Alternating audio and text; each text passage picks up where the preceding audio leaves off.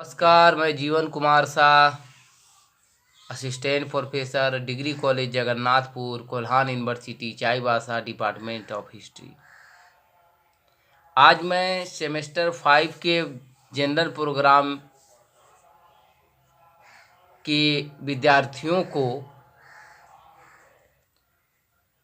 एक ऐसे टॉपिक्स के बारे में बताने जा रहा हूँ जो विदेशी इतिहास से संबंधित है।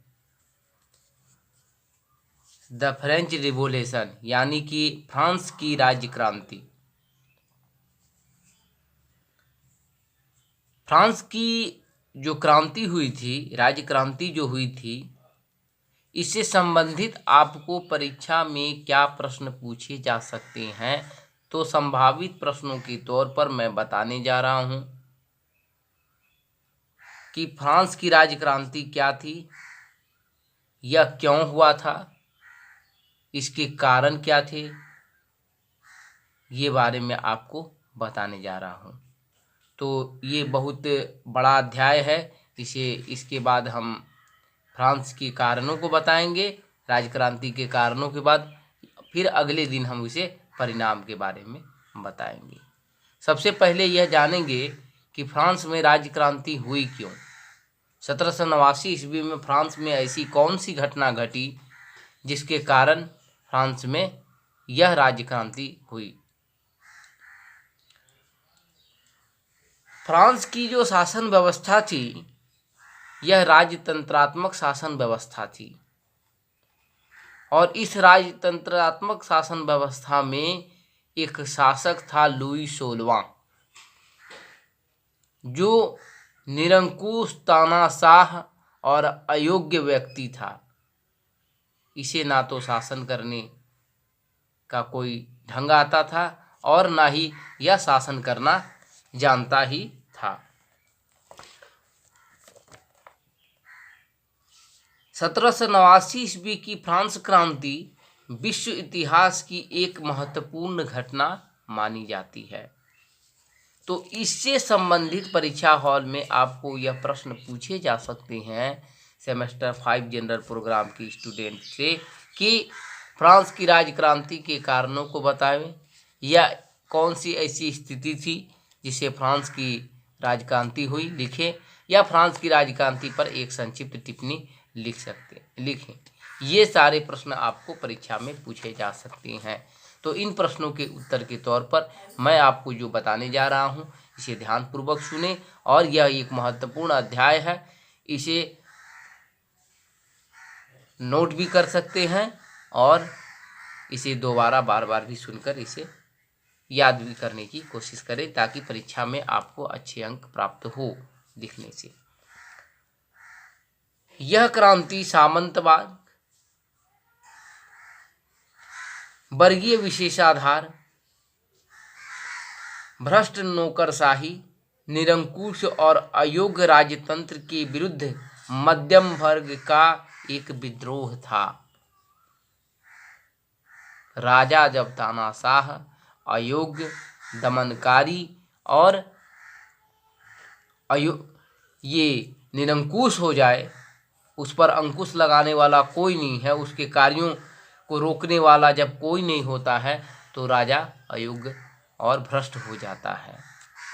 सुबह को कुछ और नीति, शाम को कुछ और नीति, जनता परेशान। तो ऐसे राजतंत्र को उखाड़ फेंकने के लिए मध्यम वर्गीयों का किया गया संघर्ष ही फ्रांस की राज्य क्रांति के नाम से जानी जाती है।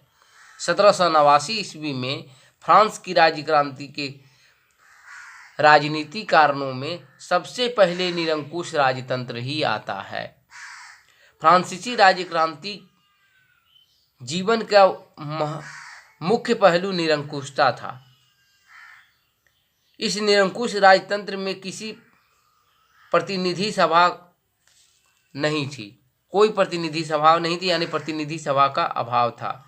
बुर्बो शासकों के विषय में कहा जाता है कि ना तो वो पुरानी बातों को भूलते थे और नई बातों को ना ही वो सीखना चाहते थे, यानी कि वो लकीर के फकीर होकर रह गए थे। लुई 14वां काफ़ी दम्भी, लड़ाकू प्रवृत्ति का था, वह कहता था कि मैं ही राज्य हूँ। उसका कहना था कि मैं ही राज्य हूँ, I am the state. Louis 16वां। उसने विशाल अस्थायी सेना का गठन किया, सामंतों को कठोरतापूर्वक दबाया, उसके प्रशासनिक अधिकारों से वंचित किया और प्रशासन तंत्र को पूर्णतः केंद्रीकृत कर दिया। ये उसकी निरंकुशता की गाथा है। परिणामतः राजतंत्र शासन के मुख्य स्रोत हो गया, जो कानून बना सकता था और किसी भी प्रकार का कर लगा सकता था, युद्ध की घोषणा कर सकता था, महत्वपूर्ण अभियोगों का स्वयं निर्णय कर सकता था। यह लुई 16वां का कारनामा था। लुई 14वां बड़ी शानो शौकत से कार्य करता था। वह फ्रांस की प्राकृतिक सीमा का विस्तार की बात सोचता था और इसके लिए प्रयासरत था। फिर भी वह अंतिम दिनों में लुई 14वें ने अपनी गलतियों को समझा और अपने उत्तराधिकारियों को यह राय दी कि वह पड़ोसियों के साथ शांतिपूर्वक व्यवहार करे, युद्ध की लालसा को मन से निकाल दे, वह प्रजा की शिकायतों को जल्दी से सुलझाइए, जिससे वह दुर्भाग्यवश वह स्वयं नहीं कर सका। लेकिन संयोगवश लुई 15वां अयोग्य था और इसके बाद जब लुई 16वां बना तो वह भ्रष्ट और अयोग्य ही निकल गया। लुई 15वां के बाद जब लुई 16वां बना तो वह एक अयोग्य शासक, उसमें इच्छा शक्ति और आत्मनिर्भरता की कमी थी, निर्णय लेने की क्षमता का सर्वथा अभाव था। गद्दी पर बैठने के बाद उसने कहा था कि लगता है मुझे ब्रह्मांड उस पर गिर रहा है और उसके पूर्वजों ने उसे कुछ नहीं सिखाया है, उसका ऐसा कहना था। लुई 16वें को विलासी कहना अनुचित होगा, लेकिन वह काहिल और मूर्ख अवश्य था। वह विलासी नहीं था लेकिन मूर्ख था, उसे कुछ करना नहीं आता था, वह कायर था, उसे कोई राजनीति का ज्ञान नहीं था। वह अपने महल की खिड़की से शिकार खेलने और जलाशयों की मरम्मत करने जैसे निरर्थक कार्यों का मनोरंजन ढूंढता रहता था। जनता की भलाई में न करके वह क्या करता था, शिकार खेलने और जलाशयों की मरम्मत करने के निरर्थक कार्यों को वह ढूंढता रहता था।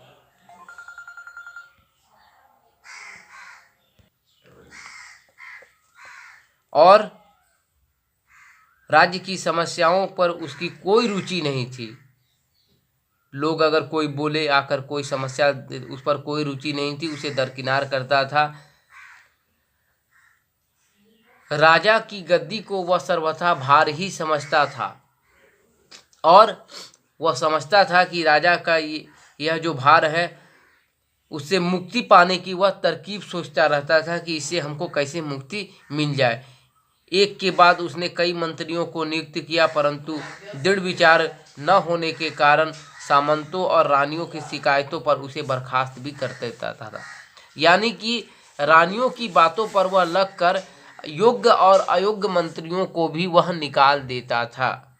अयोग्य को तो निकालना ही चाहिए, योग्य मंत्रियों को भी रानियों द्वारा कान भरे जाने पर उसे निष्कासित कर देता था। इस प्रकार राजा राज्य के लिए घातक सिद्ध हुआ और जनता को उत्पीड़न देने वाला ही था।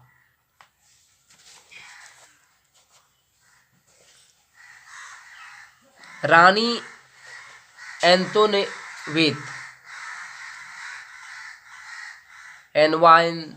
रानी एनवानेत जो थी वह लुई 16वां की पत्नी थी। यह अत्यंत भोगविलासी महिला थी। यह हमेशा रंगरास में लिप्त रहती थी और अपने को ज़्यादा आकर्षित करने पर तुली रहती थी, अपने को फैशन में डुबाए रखती थी और जनता भूखे मर रहे थे। तो एक बार की बात है कि जनता जब इसके पास यह शिकायत करने आई कि लोग इतने त्रस्त हो गए हैं कि बाजार में ब्रेड नहीं मिल रहा है तो रानी ने उसे एक ही शब्दों में कहा कि जब बाजार में ब्रेड नहीं मिल रहा है तो केक खाइए। यानी कि उसे ये भी पता नहीं था कि बाजार में अगर मैदा या आटा नहीं मिलेगा तो आदमी को ब्रेड कहाँ से मिलेगा। तो वो इतना ही रंगरास मिली थी कि उसके दैनिक जीवन के बारे में उसे कोई ज्ञान नहीं था। तो ये हुआ, और इससे परेशान होकर जनता ने विद्रोह की भावना मन में ठानी और विद्रोह हुआ। अकर्मण्य शासन तंत्र से मुक्ति पाने के लिए वहाँ की जनता और खासकर मध्यम वर्ग के लोगों ने नौकरशाही लोगों से यह मुक्ति प्राप्त करने के लिए ऐसा उपाय किया जिससे फ्रांस की राज्य क्रांति हुई। फ्रांस की राज्य क्रांति में पादरी वर्ग के विलासिता और उसके विलास में डूबे रहने की भी यह जो कार्य थे कि वहाँ पर